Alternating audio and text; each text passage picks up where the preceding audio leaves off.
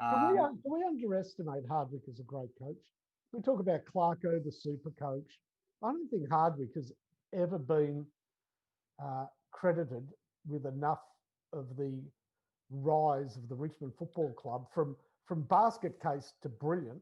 He must get more credit than he does. Well, yeah, you know what's interesting about it? I was just thinking that as you were saying it, is that like even when they won in 2017, and I think this was still going on at the end of last year when by this stage both of these guys had left.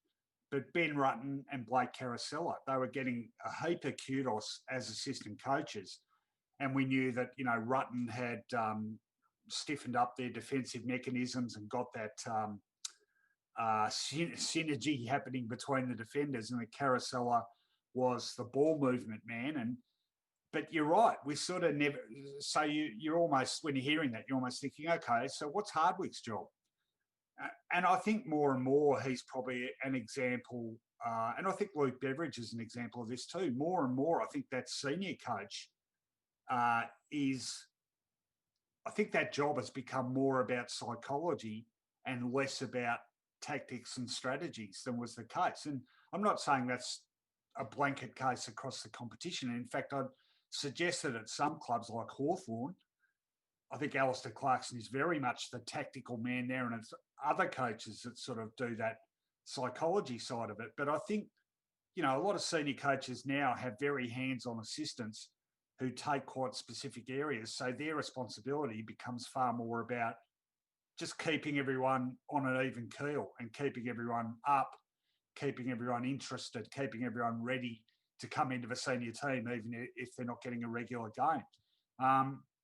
And, you know, we often think that they're being pretty cliched and, you know, sort of one-dimensional when they talk about the coaching panel. But I think in a lot of cases that really is true. So for Hardwick, it's, you know, it's a bit of this and a bit of that. I think he obviously has some fundamentals about how he wants to see his football teams play. Incidentally, I mean, I'm sure there's barely a Richmond supporter that hasn't read these books, but the best, absolute best insider I've ever read into any footy club are the two books that Conrad Marshall's written about Richmond. The first one, 2017, Yellow and Black, A Year Inside Richmond, I think it's called. And the one at the end of last year, which was Stronger and Bolder.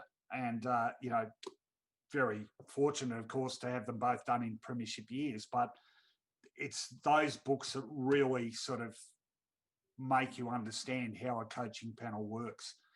Any footy fan should read those two books because you absolutely emerge with a better understanding of what makes coaches tick.